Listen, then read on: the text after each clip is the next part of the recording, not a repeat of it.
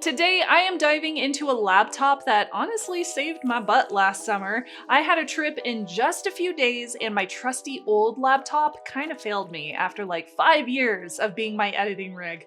I did not have time to troubleshoot it.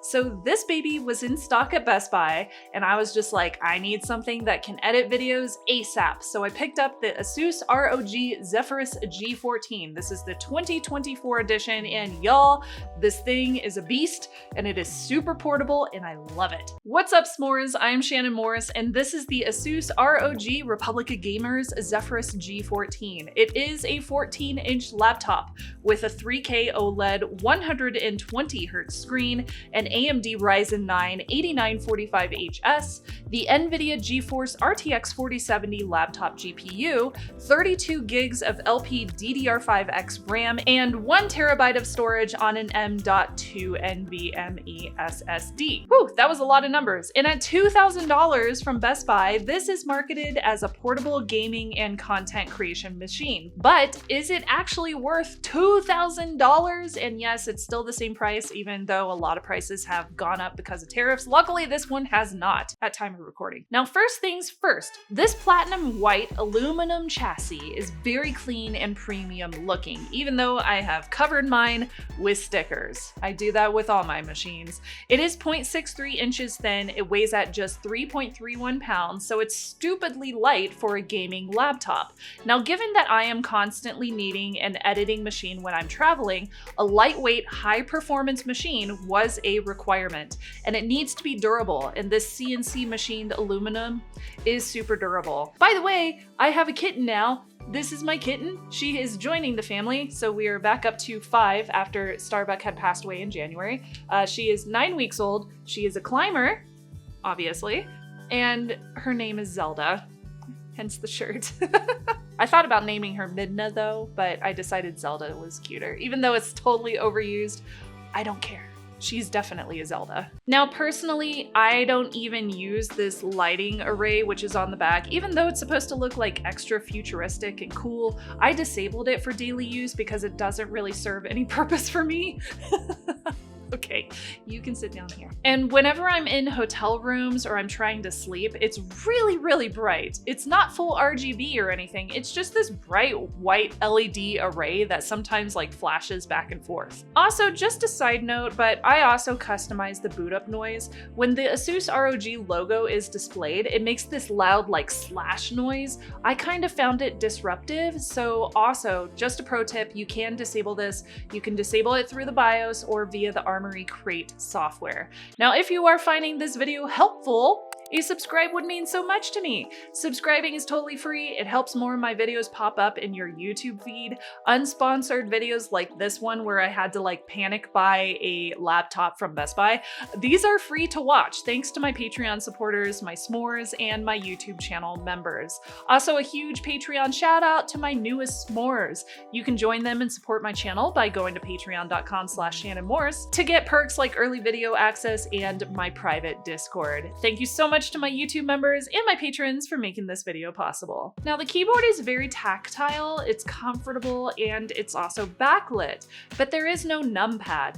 I do appreciate the additional media keys and I do use them pretty often. I also really like the RGB backlighting options, though those can be kind of hard to see against the white colorway. Now, the trackpad is also really big and it's responsive, and I like the tactile mouse click and the smooth feel of the trackpad. Now, for the ports, we got plenty of them. On the left side, we have HDMI 2.1, full HDMI, I love it, Thunderbolt 4, 1 USB-A 3.2 Gen 2, and the audio jack. On the right side, we've got one more USB-C 3.2 and a USB-A 3.2 Gen 2. There's also a UHS-2 micro SD card reader too, but my biggest criticism here is that there's no regular sized SD card reader. That's the main reason I would have considered buying the larger version of this laptop, specifically because as a content creator, a full-size SD card reader would have saved me from having to carry a dongle around. The screen on this thing is Oh my gosh, it's so nice. It's so pretty. I'm old though, so sometimes this 3K resolution on a 14-inch screen is a little bit too small for me to read. So I sometimes have to amp up the zoom on here, but we are talking 14-inch OLED 3K resolution. That's 2880 by 1800, 120 hertz refresh rate, and a 0.2 millisecond response time. Basically, it is buttery smooth for games, but I'm usually just using it for lots of 4K video editing, and it does handle all of that beautifully. The NVIDIA G-Sync support means no screen tearing, and the contrast is a really nice mix of deep blacks and vibrant colors. Not a deal breaker for me, but it just is not a touchscreen, so just an FYI, if you wanted to get one with a touchscreen, this ain't gonna be it. As I mentioned, my main reasoning for purchasing this was for work, and it is reliable for performance even after all these months of owning it. The AMD Ryzen 8945HS plus that NVIDIA RTX 4070 definitely make it a powerful little laptop. It edits 4K videos a lot smoother than my older desktop PC that I built in early 2020.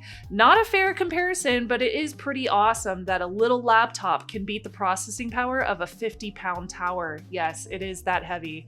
It does come with Windows pre-installed, and Copilot is also available. But I also wanted to talk about cooling because gaming laptops tend to get kind of toasty. ROG Intelligent Cooling uses liquid metal on the CPU, second-gen arc flow fans, and tri-fan technology. So TLDR, it actually does stay really cool most of the time, and it feels nice and cold to the touch. Under heavy gaming and heavy content creation and processing, the fans do not get very loud, but whoo, it gets hot, like real hot. Like I cannot sit this laptop on bare legs or it will feel way too hot to the touch. That was a major concern when I first bought it, and I paid really close attention to the temperatures, but it's still running strong almost a year later. So I would just advise keeping this thing on a cooling pad or ensuring the exhausts are not covered. Wi-Fi 7 is very fast, it's very reliable. I have had no issues with connections or speeds. I also get really excellent battery power on the Zephyrus G14. ASUS claims up to 10 hours, and on normal use, I'm getting around 7 hours. When I'm editing a video, I can drain this battery in about 3 to 4 hours. For example, I took this thing off the charger at 9:30 a.m. and I was able to drain the battery with normal productivity usage by like 3:30 p.m. About 6 hours in that case, although 7 hours is not out of the norm. In the case of a laptop that I'm using for editing, I think that's pretty good and important given the actual power brick. It does weigh a couple of pounds as well. Now the 6-speaker system with Dolby Atmos is actually really good. Vocals are very crisp, bass is punchy, it's actually solid for a laptop of this size. It's got a few other cool things. There's an MUX switch, a MUX switch.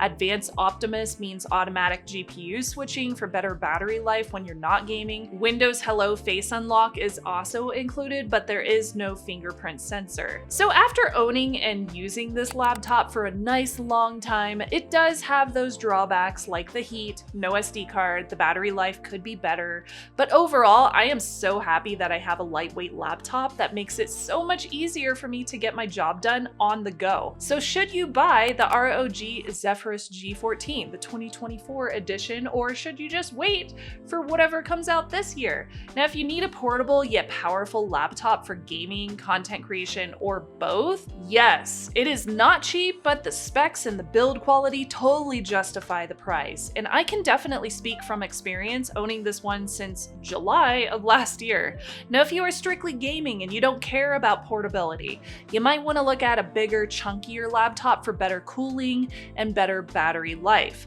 But for on-the-go power users, this thing is so great. Do not forget to subscribe for more laptop reviews and comment below with any questions that you might have, and I'll see you next time. Bye, y'all.